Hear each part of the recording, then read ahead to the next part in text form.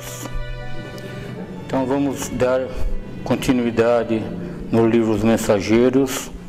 Hoje vamos falando do capítulo 44, Assistência.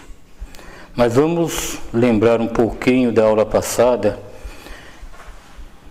que é tão importante e a gente às vezes não se apercebe de toda a preparação que o plano espiritual tem e faz, né, na nossa casa, no centro espírita.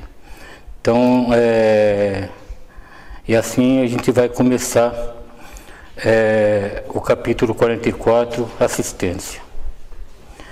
A paisagem do sofrimento, desdobrada aos nossos olhos, lembrava-me o ambiente das câmaras de retificação.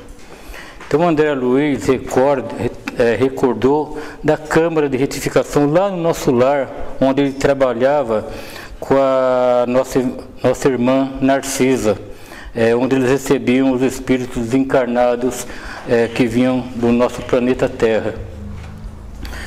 Então entendeu-se Aniceto com Isidoro e falou resoluto: mãos à obra, distribuamos alguns passos de reconforto, mas objetei: estarei preparado para o trabalho dessa natureza? Então André Luiz, como todos nós, às vezes a gente fica imaginando, né? Será que a gente está preparado? Será que a gente vai fazer certo? Será que a gente tem condições de fazer, né? Então, André Luiz também, ele faz essa pergunta. Mas a gente está enganado. Quando a gente se prepara, Jesus está do nosso lado. Basta a gente ter fé e ter vontade de trabalhar, né? E às vezes a gente fica se perguntando realmente se a gente tem condições ou não. E aí continua o livro: por que não? Indagou o instrutor em voz firme. Toda competência e especialização no mundo, no setor de serviço, constitui o desenvolvimento da boa vontade. Basta o sincero propósito de cooperação e noções de responsabilidade e que sejamos iniciados com êxito em qualquer trabalho novo. Semelhante afirmativa estimularam-me o coração. É primordial que nós, espíritas frequentadores de sala de aula, que vamos estudar, que vamos nos preparar, que estamos nos preparando, mas é preciso, além do conhecimento, ter a vontade e a iniciativa de trabalhar no bem, né? de ter a vontade de trabalhar. E quando a gente tem essa vontade, é sinal que estamos prontos para o trabalho que vem, e o trabalho chega, E aí ele continua, né? Recordei Narcisa, a dedicada irmã dos infortunados que permanecia em nosso lar quase sempre sem repouso, como prisioneira do sacrifício. Pareceu-me ainda ouvir-me a voz fraterna e carinhosa: André, meu amigo, nunca te negues, quanto possível, a auxiliar os que sofrem. Como podemos ajudar as pessoas que nos cercam, né? Como podemos trabalhar no bem? Ouvindo, orando, tendo bons pensamentos, né? Não julgando, aceitando as pessoas como elas são, né? Isso é primordial na nossa vida. A gente tentar a não mudar as pessoas, e sim tentar ajudar, colocar ela no nosso meio, trabalhar com essa pessoa, mas com amor, não tentando impor, tentando resolver o problema dessa pessoa. E aos pés dos enfermos, não ouvides que o melhor remédio é a renovação da esperança. E se encontrares os falidos, os derrotados da sorte, fala-lhe do divino ensejo do futuro. Se fores procurado algum dia pelos espíritos desviados e criminosos, não profiras palavras de maldição. Anima, eleva, educa, desperta, sem ferir os que ainda dormem. Deus opera maravilhas por intermédio do trabalho da boa vontade. Sem mais hesitação, dispor-me ao serviço. Então André Luiz entendeu, né, que o trabalho tinha chegado para ele. E ele já não estava mais hesitando, né? E que conselhos maravilhosos, né, que a Narcisa deu para ele. Nossa, tirou ele daquele pensamento dele. Hoje, agora, ele já estava com o pensamento firme, né, no trabalho. E André Luiz, com amor e dedicação, sem julgar ninguém, ele vai ao trabalho, né? Então ele continua. Aniceto designou-me um grupo de 6 enfermos espirituais, acentuando: aplique seus recursos, André. Com sua colaboração, os amigos em tarefa nessa casa poderão atender às responsabilidades diferentes e também imperiosas. Os mais apagados trabalhadores do bem rejubilam-se pela exemplificação das lutas comuns. Edifique-se no Senhor Jesus, porque nenhuma de suas manifestações fica perdida no espaço e no tempo. Naquele instante, eu, que fora chamado a prestar auxílios reais, eu não recorria aos meus cabedais científicos, não me reportava tão somente à técnica da medicina oficial, a que me filiara no mundo, mas recordava aquela Narcisa humilde e simples das câmaras de retificação, enfermeira, devotada e carinhosa, que conseguia muito mais com amor do que com medicações. Então veja, André Luiz encarou o trabalho com amor. Ele não usou as técnicas que ele tinha como médico. Ele simplesmente usou amor, usou o que a Narcisa ensinou para ele, né? E é isso que nós temos que fazer também. Quando chegar o irmão necessitado, nós já temos o cabedal para ajudar essa pessoa. Já não podemos falar que não estamos preparados mais. Estamos sim, estamos preparados devido a esta casa que nos recebe com tanto amor e dá a condição de estudar André Luiz. E André Luiz está nos passando essa mensagem. Então André Luiz ele continua: aproximei-me de uma senhora profundamente abatida, lembrando o exemplo da generosa amiga de nosso lar, entendendo que não deveria socorrer utilizando apenas a firmeza e a energia, mas também a ternura e a compreensão.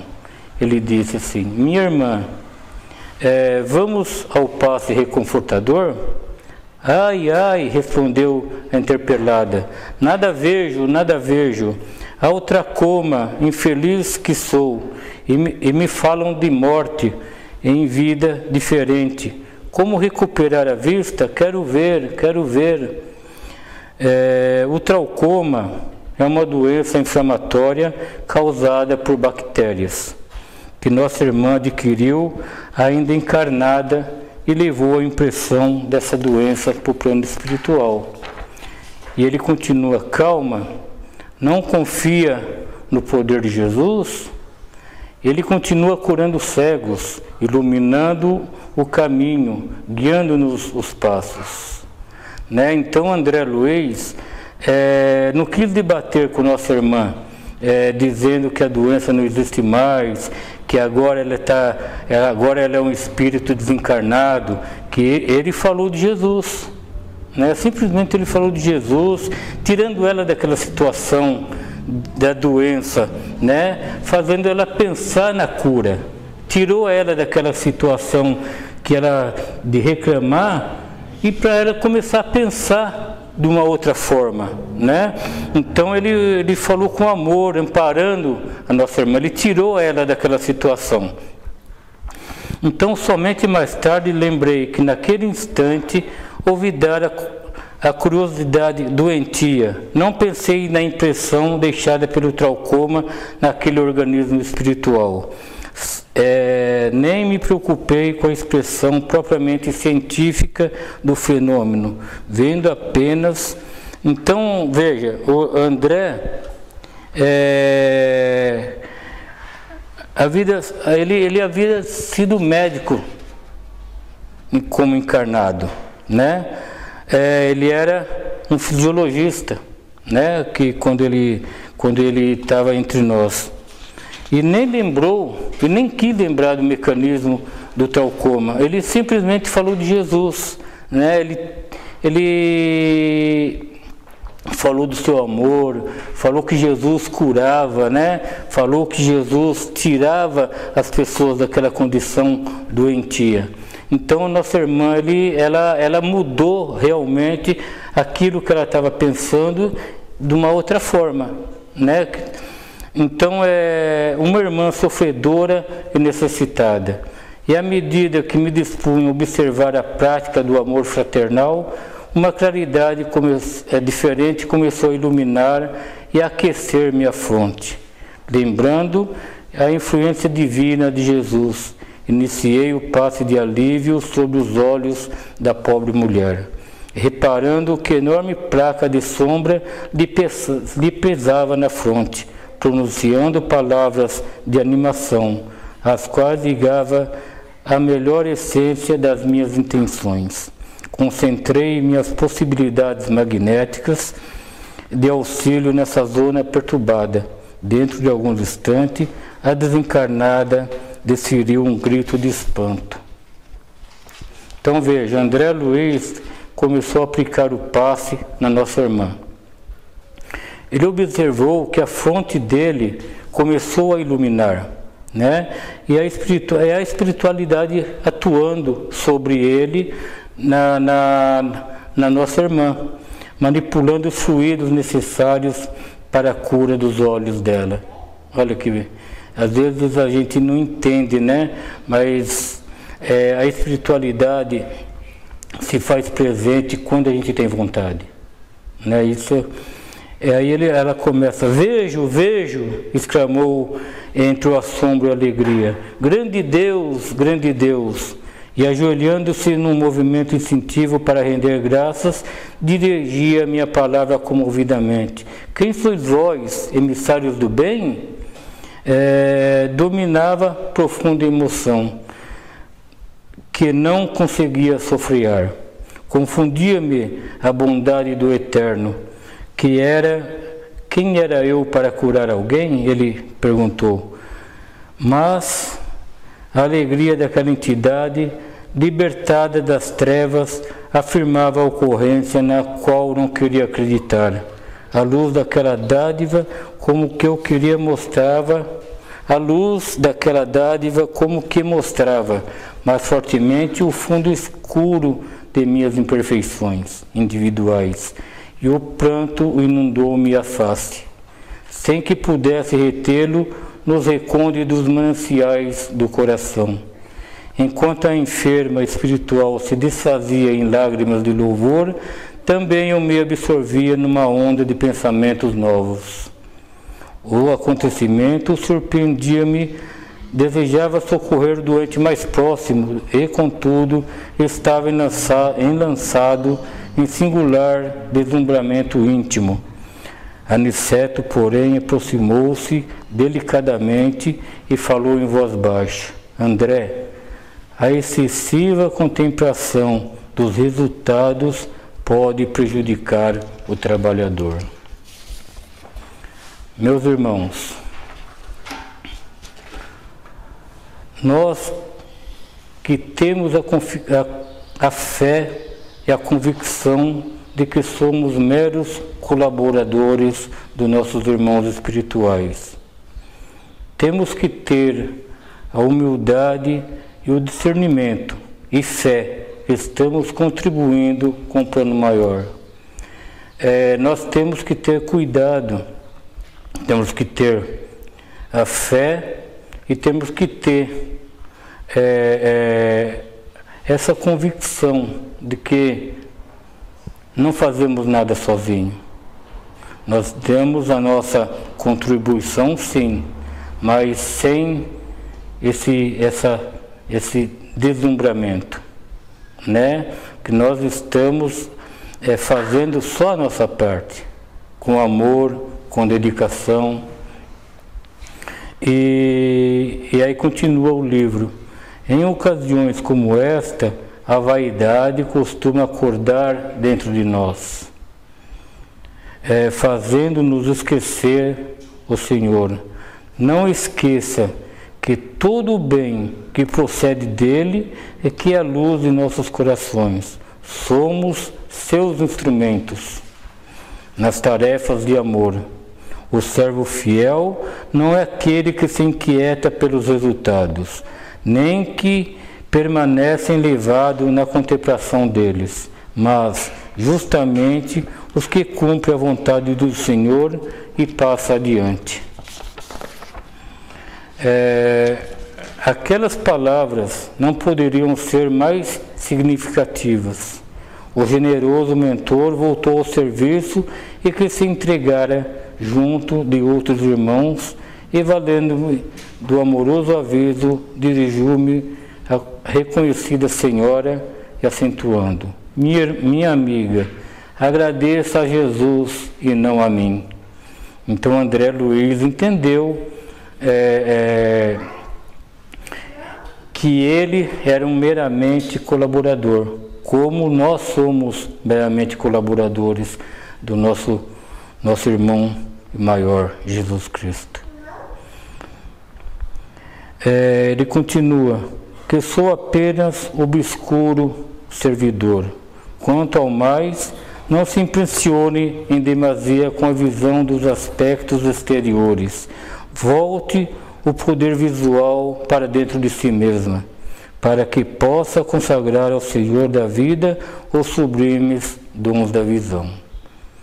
Se aconteceu a cura da nossa irmã, foi por vontade divina e por merecimento dela, né? E que a espiritualidade atuou sobre nossa irmã, que possamos aprender que André Luiz nos ensinou, que acaba de nos ensinar, que somos cooperadores do plano espiritual, que vamos trabalhar com amor e humildade, sem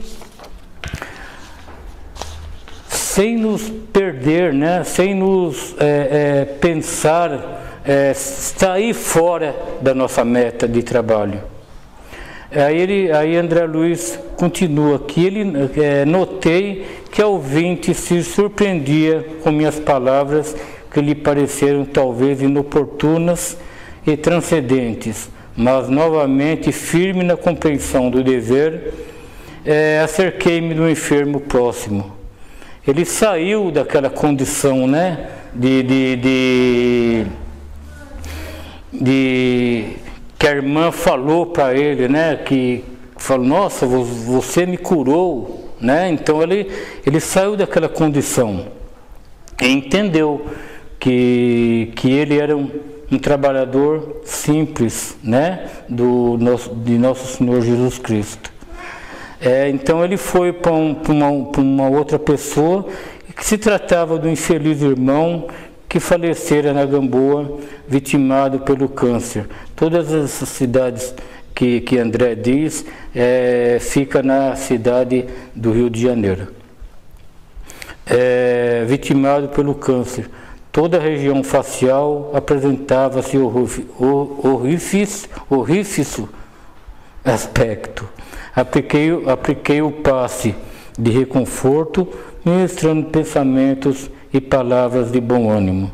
E reparei que o pobrezinho se sentia tomado de considerável melhora. Prometi-lhe interesse amigo a fim de internar-lhe em alguma casa espiritual em tratamento, recomendando que preparava a vida mental para colher semelhante benefício oportunamente. Em seguida, atendi a 2 ex-tuberculosos do Encantado e uma senhora que desencarnara em piedade em consequência de um tumor maligno, e a um rapaz de Olaria que desprendera num choque operatório.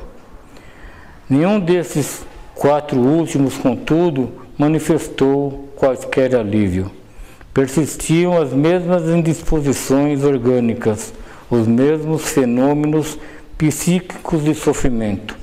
Terminada a tarefa que lhe fora cometida, reuni-me ao nosso instrutor e Vicente, que a esperava a um canto da sala.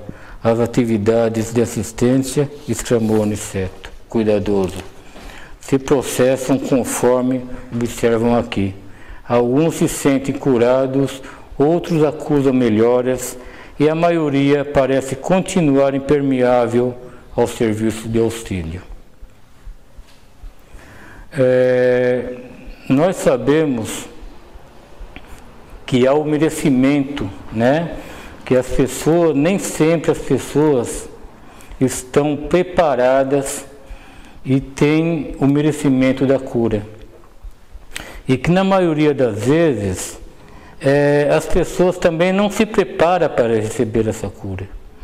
Que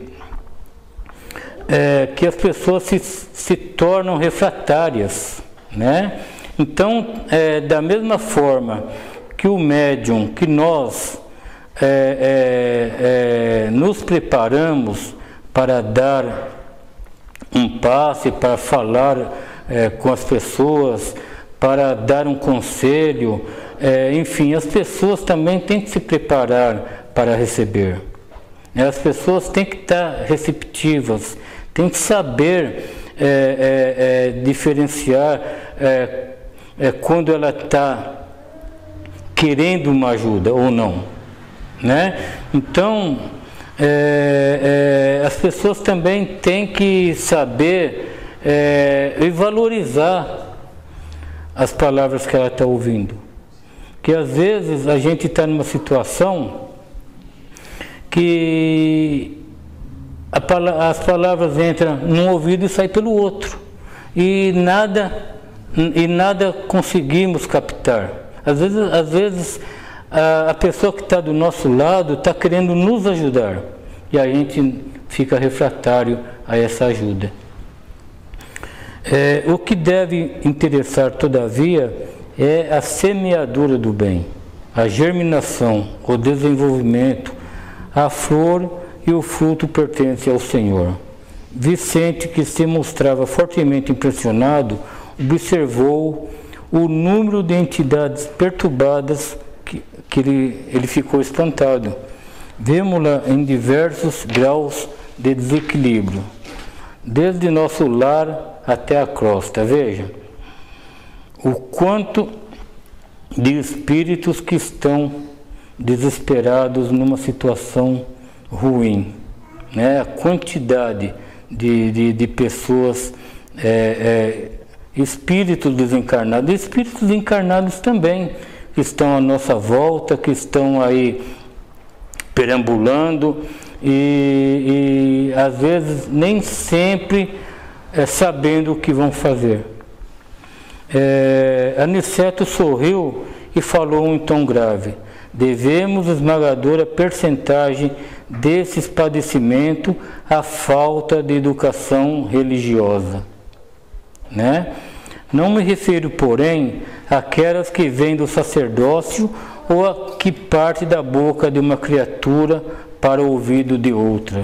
Refiro-me à educação religiosa íntima e profunda, que o homem nega sistematicamente a si mesmo.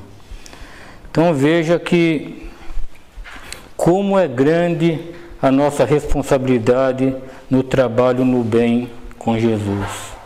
Como nós temos esse papel de passar o seu Evangelho, mas não, como está dizendo aqui, mas não só na casa espírita, mas em todos os lugares aonde estejamos, que tenhamos uma palavra de consolo, uma palavra amiga, né? Como foi dito na lição, nunca julgando ninguém, né? Nunca colocando o dedo na ferida, mas tentando tirar a pessoa daquela condição que ela se encontra, para ver de uma outra forma a situação. Nós médiuns que trabalhamos na Câmara de Passe, temos que nos preparar para melhor, para não dar, para dar um trabalho, para trabalhar junto com a espiritualidade. Sabemos que na Câmara de Passe são manipulados muitos fluidos, e que ainda não entendemos, né? Que ainda não entendemos. Mas temos também a responsabilidade de falar para as pessoas que vão adentrar a Câmara de Passe, para elas se prepararem também, para elas não ficarem refratárias. Se elas ficarem refratárias, elas vão receber o passe e nada vai mudar, elas não vão receber, né? Então por isso tem o Evangelho, né? E as pessoas se preparando para adentrar a Câmara de Passe, ela vai receber todos os benefícios que ela necessita. Meus irmãos, eu fazendo essa lição, eu vi a responsabilidade que eu tenho perante a espiritualidade. É muito importante nós sabermos dessa condição, pelo respeito pela casa, desde casa, né? Quando a gente sai de casa para vir para o centro espírita, a gente tem que se preparar, né? A gente tem que ter as condições de trabalho, sabendo que os nossos irmãos espirituais ficaram um longo tempo preparando a casa para nos receber. Então é muito importante essa nossa preocupação de nos preparar também, mental, fisicamente, né? Na alimentação, nos bons pensamentos, né? E assim a gente vai caminhando com a espiritualidade amiga. Um bom dia a todos, que Jesus nos abençoe sempre. Vou tomar minha aguinha.